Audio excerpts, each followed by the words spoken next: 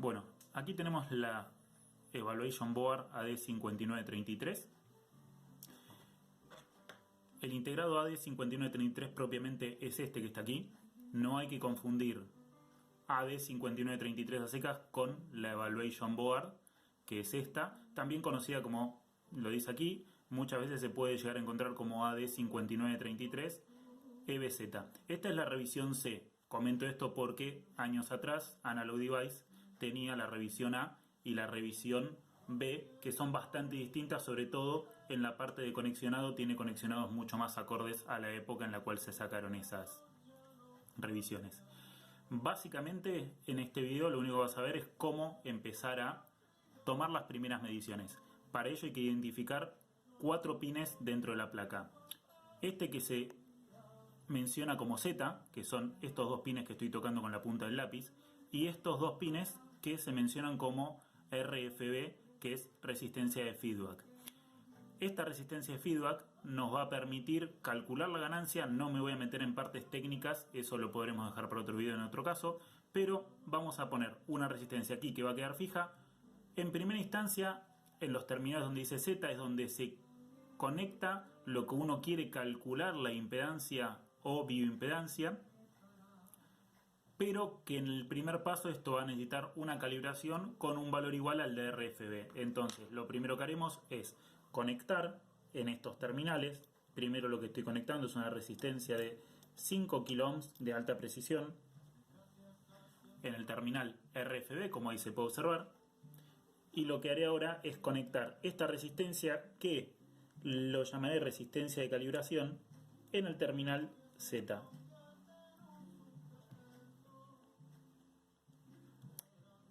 En este caso estas resistencias entran cómodamente en los terminales. Si podemos ver, no quedan flojas.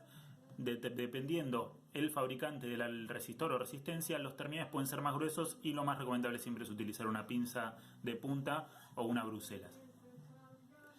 Para empezar a tomar las mediciones, básicamente lo que hay que empezar a hacer es definir el rango de frecuencias. Nosotros vamos a definir un rango de frecuencias. La placa en estas condiciones puede medir entre un rango de frecuencia de 5 kHz y 100 kHz.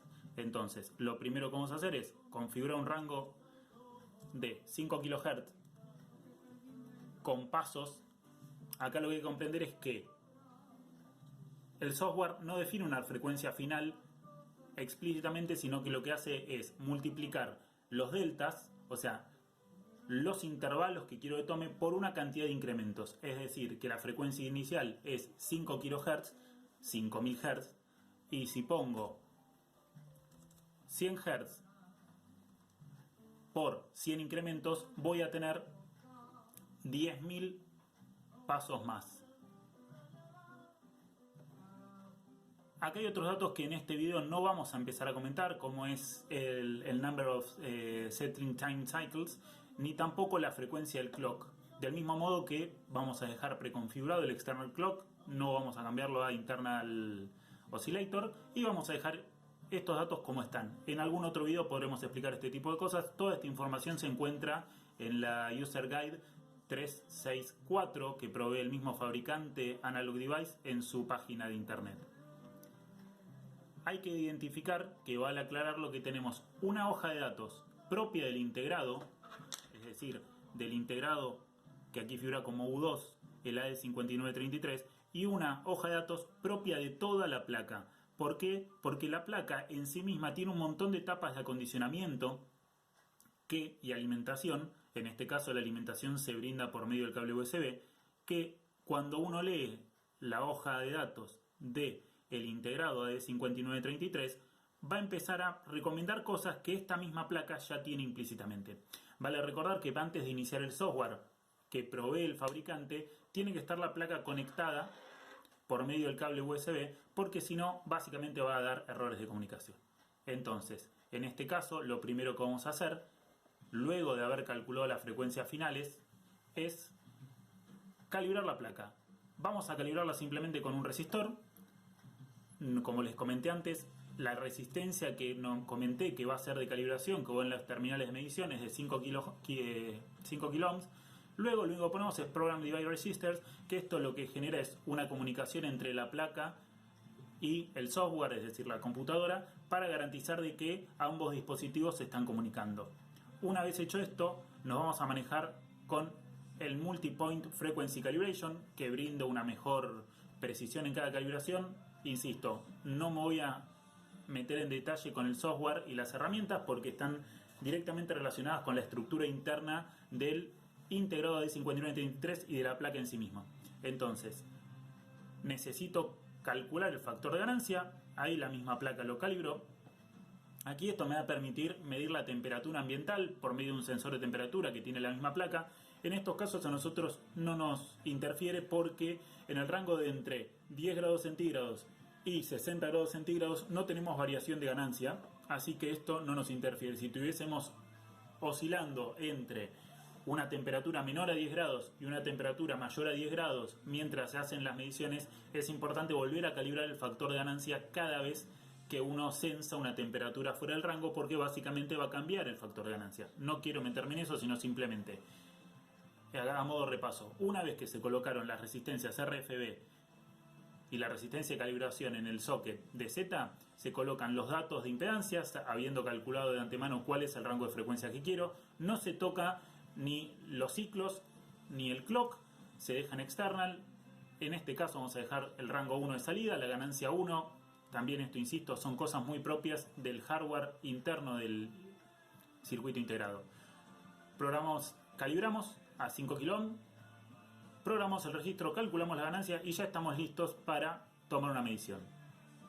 Cliqueamos en Start Sweep y acá podemos ver, nos van a dar el cartel de advertencia de que ya fue realizado el sweep de frecuencia.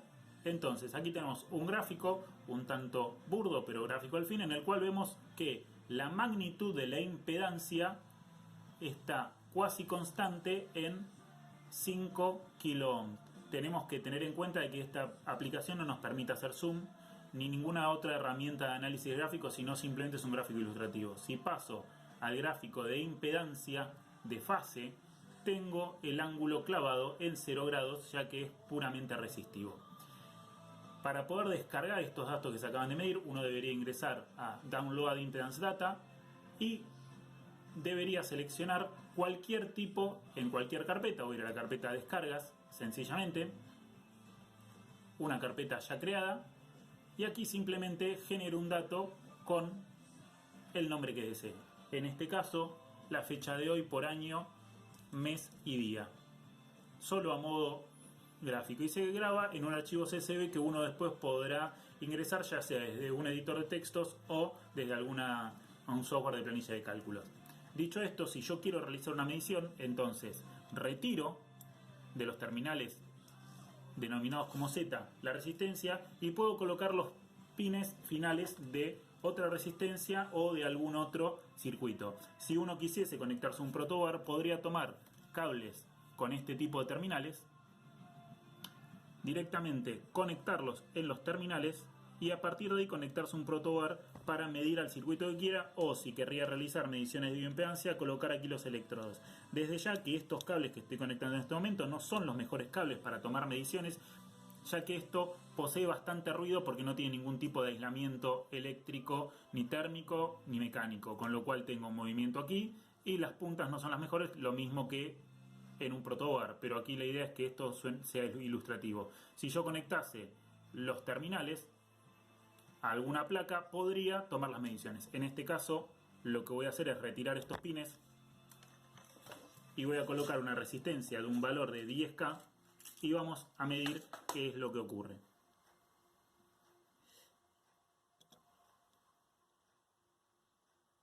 Conecto los pines, del mismo modo lo que aclaré antes, en este caso las resistencias tienen terminales de muy buena calidad que ingresan muy bien en los orificios que provee la misma placa. Así como está, sin tocar nada, yo puedo realizar un barrido de frecuencia en los valores ya determinados, presionando simplemente en Start Sweep, y en este caso podemos ver que el valor de resistencias que me otorgan el rango de frecuencia determinado es de 10 kHz, 10 kΩ, disculpen. Y la fase también es 0 porque es completamente resistiva. En caso de medir algún otro tipo de compuesto o algún otro tipo de componente que pueda llegar a tener una fase negativa o positiva, dependiendo si tiene una tendencia capacitiva o inductiva, esta fase va a variar de modo positivo o negativo.